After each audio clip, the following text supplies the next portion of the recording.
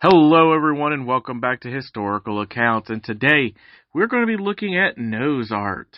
Now if you've looked at any sort of vintage aircraft, we're talking mostly World War II, you've probably seen some sort of artwork located on the forward section of an airplane, but it might not have occurred to you the history behind this artwork.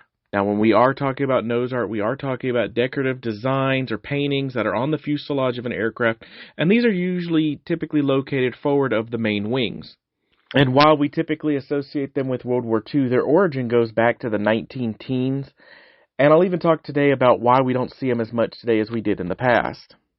Now, the earliest we can find records of nose art being applied to aircraft actually comes from Italian float planes in roughly 1913, and it was more than likely one of these two aircraft right here.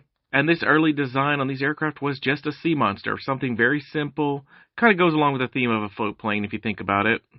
Now, it's actually going to be World War I where we're really going to start to see the rapid progression and development of artwork on aircraft. And typically, they're going to be utilized as a means of identifying friendly forces. You're going to see this with groups like Eddie Rickenbacker, famous American World War I ace. They have the hat in the ring for the 94th Aero Squadron, or such as the 95th Aero Squadron's Kicking Mules. And these are basically to help friendly forces figure out who's friendly, because a lot of times, multiple countries are using the same aircraft. Others are also going to have a source of pride for the pilots, such as Francesco Baracca's Cavallino Rampante, or Little Prancing Horse, which is a family symbol for him, which is later on going to become the symbol of Ferrari. Also going to see the most prevalent nose art design in history originate during this time frame, and that's the shark face. And we're going to see it utilized by both German and British pilots during this time frame. And the whole idea behind this was to add a psychological effect to the aircraft to make them seem more intimidating.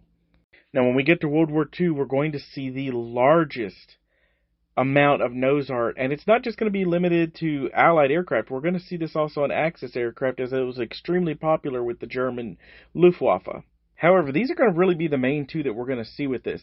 The United States Navy restricts nose art during this time frame, so we're not going to see it as common. Other countries such as the British and the Australians and the Canadians are not going to utilize nose art as heavily due to basically restrictions within their own air forces. However, the nose art we do get, especially from the United States Army Air Force, is going to be absolutely amazing. We're going to see a wide variety of artwork. It's not just going to be risque or scantily clad women. We're going to see symbolisms of cultures, areas, colleges, pilots, crews are all going to get in this and really make their aircraft their own and really give it a sense of individuality. We're also going to see the ever-famous shark face make a reemergence, and it's actually going to start with the Germans. The Luftwaffe's 76 Heavy Fighter Wing is going to employ the shark face on their Bf-110s. This is absolutely going to outmatch the British forces at the time, with a group known as the number 112th Squadron.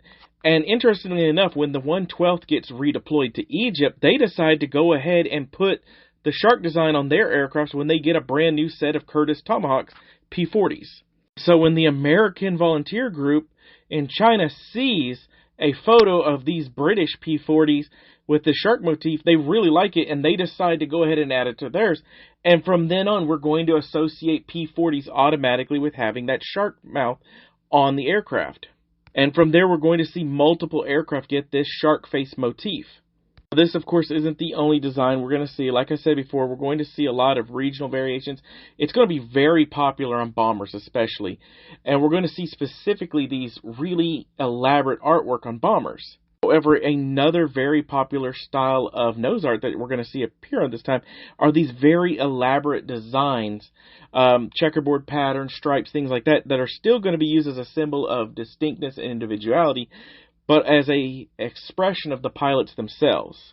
Sadly, this is basically going to be the heyday of nose art, and it's going to be on a decline ever since. Due to some changes in regards to policies towards the representation of women and the amount of nose art allowed on an aircraft, we're going to see a big change. And mostly what we're going to see is squad level. Air squadrons are going to have basically distinct paint jobs for their aircraft, but you're not going to see as many individual aircraft change, with the exception of, we still see it a lot on the remaining A-26s and B-29s from World War II that are going to be used in the Korean War.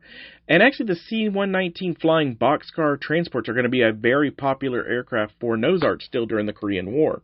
Now, this decline in nose art will continue into the Vietnam War. It's not going to be as popular anymore, with a few exceptions, such as like the F-4 Phantom, which will continue the shark face motif, and the AC-47 Spooky and later AC-130 gunships will still keep some type of nose art. And after the Vietnam War, nose art almost completely disappeared until the first Gulf War, when we see it make a dramatic comeback with the A-10 Warthog. And additionally, we're going to start seeing specialty aircraft during this time frame that are going to get some type of artwork, usually symbolic or some sort of special meaning. And this is the only way you were going to see nose art on a modern day aircraft until 2015, when the United States Air Force dramatically changed its stance on nose art and basically believed it could be utilized as a means of morale boost and basically bringing units together, and started permitting limited nose art back on modern day aircraft. And that's kind of where we're at right now. The United States is basically the only country that still allows any type of nose art. Typically, if it is on other aircraft, it is a symbolic gesture and is not typically allowed to stay very long. But there you have it, the history of nose art, which is a rather interesting and sadly short-lived piece of history. We will likely never see it on the level we did during World War II, and it probably will never be as popular other than being a symbolic gesture or a memorial. But that doesn't mean necessarily the legacy of nose art is gone forever. We are seeing it start to come back right now during the Russian invasion of Ukraine. We're starting to see Ukrainian vehicles starting to paint nose art, basically as a symbol of individuality and expression, and it's likely this is what we'll see in the future. But that's it for today. Thank you for joining me, and I look forward to talking to you on the next time.